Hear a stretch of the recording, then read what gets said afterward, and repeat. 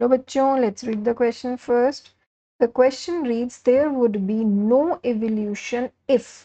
आपको यहाँ बच्चों जो 4 ऑप्शंस गिवन है, आपको उन स्टेटमेंट्स को रीड करना है considering the term no evolution. आपको यहाँ पे इस नो को ध्यान में रखना है चारों जो ऑप्शंस हैं उनको रीड करते टाइम, और आपको बताना है कि कौन सा वो पर्टिकुलर ऑप्शन है जो स्टेट कर रहा है कि इस पर्टिकुलर रीजन की वजह से एवोल्यूशन नहीं होगा। तो हम क्या करेंगे, वन बाय वन सारी स्टेटमेंट्स को रीड करेंगे और देखेंगे कि कौन सी स्टेटमेंट करेक्ट है और कौन सी incorrect. First statement reads the inheritance of acquired characters did not take place. ये स्टेटमेंट बच्चों गलत है। इसके इनकरेक्ट होने का कारण क्या है? क्योंकि हमें पता है कि जो एवोल्यूशन होता है, अगर यहाँ हम की कंसेप्ट में जो रिवाइज करने जा रहे हैं वो है एवोल्यूशन मैकेनिज्म का एक जिस्ट, कौन कौन सी चीज़ें हैं जो एवोल्यूशन के लिए रिस्पॉन्सिबल हैं। तो यहाँ हमें पता है कि बच्चों एवोल्यूशन का जो प्राइमरी थिंग है जिसके वजह से एवोल्यूशन होता है वो होता है वेरिएशन। और ये वेरिएशन किसकी वजह से आती है? ये वेरिएशन आती है म्यूटेशन की वजह से।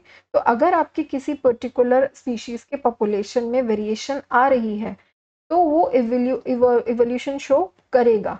जरूरी नहीं कि अगर वो कोई कैरेक्टर एक्वायर कर रहा है। एक्वायर्ड कैरेक्टर्स बच्चे वो होते हैं, acquired characters are those character जो एक पर्टिकुलर जो आपका इंडिविजुअल होता है उस पॉपुलेशन का, वो क्या करता है अपने एक्सपीरियंस से उसको इनहेरिट करता है, अपने एक्सपीरियंस से, अपने उसके पास है वो, that is the acquired characters.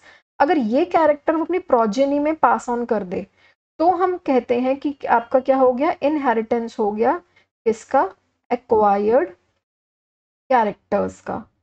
लेकिन ज़रूरी नहीं है बच्चों कि अगर ये एक्वायर्ड कैरेक्टर्स इनहेरिट नहीं हो रहे, बट स्टिल अगर ये इंडिविजुअल जो है क्या शो कर रहा है, वेरिएशन शो कर रहा है, और फिर ये पॉपुलेशन वेरिएशन शो करेगी, तो ये पर्टिकुलर जो पॉपुलेशन है उसके चांसेस हैं कि वो इवॉल्व करके क्या कर दे, वो एक नई स्पीशीज में कन्वर्ट हो जाए। तो इसी वजह से क्या हो जाती है, ये स्टेटमेंट इनकरेक्ट हो जाती है। सेकेंड स्टेटमेंट कहता है somatic variations were not heritable. यहाँ जो बच्चों इंपॉर्टेंट वर्ड है यहाँ सोमैटिक वेरिएशंस। अगर हम बात करें क्या कहते हैं आपके डिफरेंट डिफरेंट थ्योरीज की जो साइंटिस्ट ने दी है, तो उन थ्योरीज के अकॉर्डिंग हम ये आप समझ चुके हैं कि जो आपका कैरेक्टर्स जर्म सेल्स के अंदर होते हैं, ओके, जो थ्योरी ऑफ जर्म प्लाज्म में भी बताया गया है बाय वीजमैन, तो जर्म सेल्स जो हैं वो बेसिकली रिस्पॉन्सिबल होते हैं इनहेरिटेंस के लिए, ना कि सोमेटिक सेल्स। तो इनहेरिटेंस के लिए जो इम्पॉर्टेंट हो गया जर्म सेल हो गए, और यही कोई अगर जो जर्म सेल होता है वो वेरिएशन इनहेरिट कर रहे हैं या कुछ भी इनहेरिट कर रहे हैं, तो इनके चांसेस होते हैं कि ये क्या करे, एवोल्यूशन में रिस्पॉन्सिबल हो। And that is the reason बच्चों कि यहाँ पे जो सोमैटिक वेरिएशन है ये वर्ड इनकरेक्ट होने की वजह से ये क्या हो जाती है, स्टेटमेंट इनकरेक्ट हो जाती है। ना थर्ड स्टेटमेंट कहती है genetic variations were not found among members of population.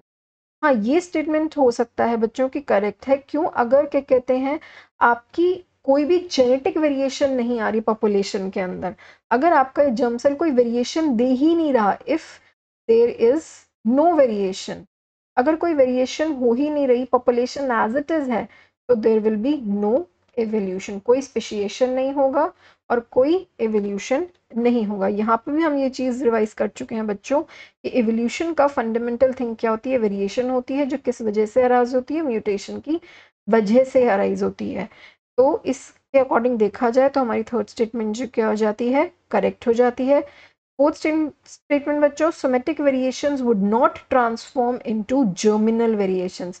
वैसे भी बच्चों जो आपकी सोमेटिक वेरिएशंस है वो डायरेक्टली जर्मिनल वेरिएशंस में कभी कन्वर्ट होती ही नहीं है। तो लाइकवाइज ये स्टेटमेंट भी क्या हो जाती है, इनकरेक्ट हो जाती है। So the final answer to the given question will be option number 3. Genetic variations were not found among the members of the population. Hope you have understood this question well, bachcho. Best of luck.